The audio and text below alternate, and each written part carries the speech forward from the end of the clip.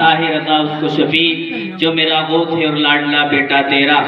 آئیے حضرات، سب سے پہلے ہم اور آپ انتہائی عقیدت و احترام کے ساتھ گنبد خضرا میں آرام فرمانے والے آقا و مولا جناب حضور احمد مصطفیٰ محمد مصطفیٰ صلی اللہ تعالیٰ علیہ وسلم کی بارگاہی عقیدت و احترام میں انتہائی عقیدت و احترام کے ساتھ حدیث درود شریف پڑھیں۔ اللہم صلی علی سیدنا و مولانا محمد مبارک وسلم، صلو علیہ صلاۃ و سلام علیک یا رسول اللہ صلی اللہ تعالیٰ علیہ وسلم۔ حضرات، آج ہم اور آپ یہاں پر جناب اخلاق بھائی کی والدہ مرحومہ مغفورہ کے ایصال ثواب کے لیے جمع ہوئے ہیں۔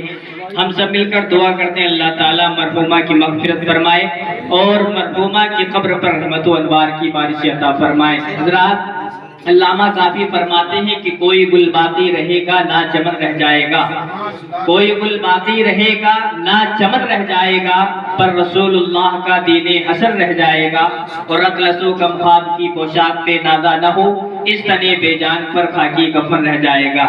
حضرات، خطبہ مسنونہ کے بعد میں نے قرآن مجید اور فرقان حمید سے جس آیت مقدسہ کو تلاوت کرنے کا شرف حاصل کیا، رب کائنات قرآن عظیم کے اندر ارشاد فرماتا ہے کل نفس ذائقۃ الموت، ہر نفس کو یعنی ہر جان کو موت کا مزہ چکھنا ہے۔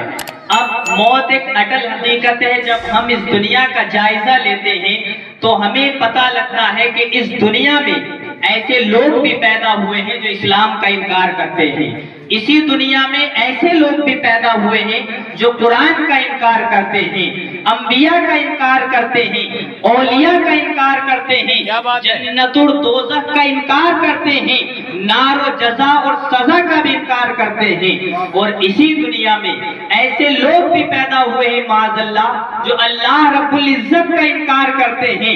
لیکن آپ کو اس دنیا میں کوئی ایسا انسان نہیں ملے گا جو موت کا انکار کرتا ہو، کوئی بھی انسان آپ کو اس دنیا کے اندر نہیں مل سکتا ہے، چاہے وہ امیر ہو، چاہے وہ غریب ہو، چاہے وہ مالدار ہو، چاہے وہ سرمایہ دار ہو، سب کا اس پر اتفاق ہے کہ موت ایک دن آنی ہے، سب کو ایک دن مرنا ہے، سب کو ایک دن موت کا مزہ اور ذائقہ چکھنا ہے، سب کو اس بات کا یقین ہے، اور آئے دن ہم اپنی ماتھے کی نگاہوں سے اپنے گلی اور محلے میں اس کا مشاہدہ بھی کر رہے ہیں کہ ایک دن ہم سب کو مرنا ہے۔ عزیزان ملت اسلامیہ، دنیا نے موت سے بچنے کے بڑے بڑے حربے تلاشے، بڑے بڑے علاج تلاش کیے، حفظان صحت کے یعنی کہ اپنی صحت کی حفاظت کے لیے بڑے بڑے علاج تلاش کیے، بڑے بڑے طبیبوں نے، بڑے بڑے حکیموں نے، بڑے بڑے ڈاکٹروں نے جو ہے ریسرچ سینٹر قائم کیے، لیکن کوئی بھی ڈاکٹر، کوئی بھی حکیم، کوئی بھی طبیب یہ ریسرچ نہ کر سکا کہ موت سے کسی کو بچایا جا سکتا ہے۔ عزیزان ملت اسلامیہ، موت ایک ایسی حقیقت ہے کہ موت سے نہ کوئی بادشاہ بچا سکتا ہے، موت سے نہ کوئی حکومت بچا سکتی ہے، نہ موت سے کوئی سلطنت بچا سکتی ہے۔ جب موت کا وقت آ جاتا ہے تو انسان کو ایک دن اس دنیا کو چھوڑ کر جانا پڑتا ہے، نہ انسان کی جائیداد اسے بچا سکتی ہے، نہ انسان کا سرمایہ اسے بچا سکتا ہے، نہ انسان کی جو پیسے ہوتے ہیں وہ بھی انسان کو موت سے نہیں بچا سکتا۔ حضرت خواجہ حسن بصری رضی اللہ تعالی عنہ کا نام آپ نے سنا ہوگا، جو بڑے بڑے تاجروں میں جن کا نام آتا ہے، ہیرے جواہرات کی تجارت کا کام حضرت خواجہ حسن بصری کیا کرتے تھے، یعنی کہ آپ تو اپنے ملک بصرہ سے دوسرے ملک ہیرے بیچنے کے لیے جاتے تھے، ہیرے جواہرات کی تجارت کرنے کے لیے جاتے تھے، اور ان کے خریداروں میں بڑے بڑے بادشاہ ہوا کرتے تھے، بڑے بڑے امیر ہوا کرتے تھے۔ ایک دفعہ جو ہے خواجہ حسن بصری رضی اللہ تعالی عنہ تجارت کی غرض سے اپنے شہر بصرہ سے دوسرے ملک جاتے ہیں، یعنی کہ ملک شام جاتے ہیں۔ وہاں پر جانے کے بعد آپ کی ملاقات ایک بادشاہ کے وزیر سے ہو جاتی ہے۔ ہونے کے بعد وزیر نے کہا کہ آج ہم آپ کے ہیرے جواہرات کو بعد میں خریدیں گے، آج ہمیں ایک جگہ پر جانا ہے، وہاں سے آنے کے بعد ہم آپ سے خریداری کریں گے۔ اے خواجہ حسن بصری، اگر آپ بھی ہمارے ساتھ چلنا چاہتے ہو تو چلو۔ خواجہ حسن بصری بیان فرماتے ہیں کہ میں بھی بادشاہ کے وزیر کے ساتھ चलने के लिए तैयार हो गया। अब मैं वजीर के पीछे पीछे चलता रहा। बादशाह और वजीर एक साथ चलते रहे। बादशाह के पीछे पीछे उसकी सारी फौज चलती रही।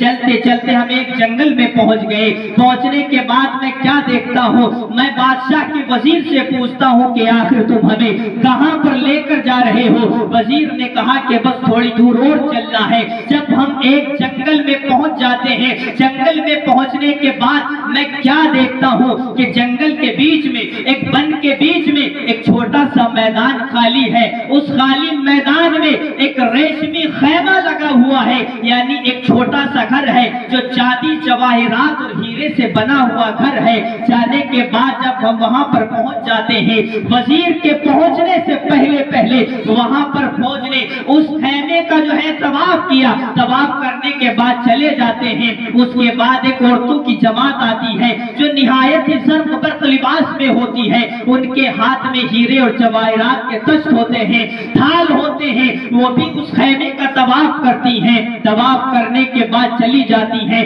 उसके बाद बादशाह और वजीर उस खैमे के अंदर जाता है। जाने के बाद वो भी कुछ देर के बाद उस खैमे से बाहर वापस आ जाते हैं। ख्वाजा हसन बसरी कहते हैं कि मामला समझ नहीं आ रहा था।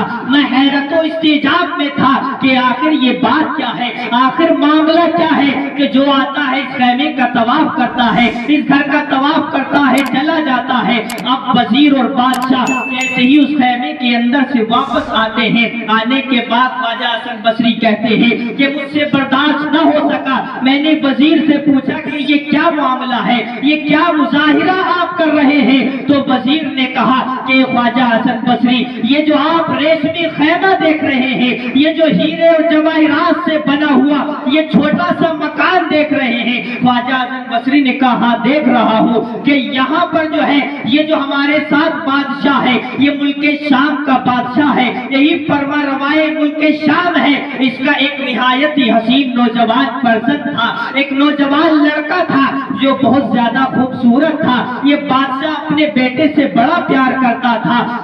निहायत ही जवानी के आलम में इसके बेटे का इंतकाल हो गया। जब इसके बेटे का इंतकाल हुआ तो इसके जनाजे को यहाँ मैदान में लाकर दफन कर दिया और इस कुटिया को यानी रेशमी खैमे को हीरे जवाहिरात से बना दिया गया। और हर साल एक ऐसा दिन आता है कि हम हर साल इसी तरीके से ये मुजाहिरा करते हैं, यानी हम इसका तवाफ करते हैं और हम ये मुजाहिरा करके हर साल इस कब्र वाले को ये बताना चाहते हैं, ए बादशाह के बेटे, ए कब्र वाले देख ले, अगर तुझे बचाना हमारे बस में होता, अगर तुझे बचाने का हम में जर्रा बराबर भी इम्कान होता तो ये सारी जवाहिरात, सारे सोने चांदी, सारे तबीब और सारे गुलाम तुझ पर खर्च कर देते अगर हम तुझको बचा सकते। लेकिन तेरा मुआमला तो ऐसी जात के साथ वाबस्ता है कि जिसके मुकाबले में तेरा बाप तो क्या पूरी दुनिया की ताकत काम नहीं आ सकती। नारे तकबीर, नारे रिसालत, नारे गौसियत, मेरे ख्वाजा का हिंदुस्तान। भाई बहुत अच्छा, बहुत अच्छा। तो हजरात पता ये लगा कि इंसान को मौत से कोई नहीं बचा सकता। क्या हजरत ख्वाजा हसन बसरी रज़ियल्लाहु ताला अन्हु बयान फरमाते हैं कि इस वजीर की इस बात का मुझ पर ये असर हुआ कि मैंने अपनी तिजारत को वहीं पर छोड़ दिया और मैं मुल्के शाम अपने बसरा वापस, यानी मुल्के शाम से अपने घर वापस बसरा पलट गया। और जो मेरे पास हीरे जवाहिरात थे, जो सोने चांदी के ढेर थे, मैंने अल्लाह की रास्ते में वो फकीरों पर खर्च कर दिए, गुरबा मिस्कीनों पर खर्च कर दिए। और 70 साल तक अल्लाह रब्बुल इज्जत की ऐसी इबादत की कि अल्लाह के मुकद्दस वली कामिल बन गए। ईमान ताजा हो गया। लगा कि इंसान के पास कितना ही सोना चांदी हीरे जवाहिरात हो, उसे मौत से कोई नहीं बचा सकता है। जब मौत का वक्त आ जाता है तो इंसान को एक दिन मरना होता है। अजीजान मिल्लत इस्लामिया, لیکن انسان آج دنیا میں ملمہ سازیوں میں گرفتار ہو چکا ہے، دنیا اپنے جینے کا مقصد بھول چکا ہے۔ حدیث پاک میں فرمایا گیا ہے کہ اللہ رب العزت نے فرشتوں کے سامنے روئے زمین کے تمام انسانوں کو پیش کیا، یعنی جو قیامت تک تمام انسان پیدا ہونے والے تھے ان تمام انسانوں کو اللہ رب العزت نے فرشتوں کے سامنے پیش فرمایا اور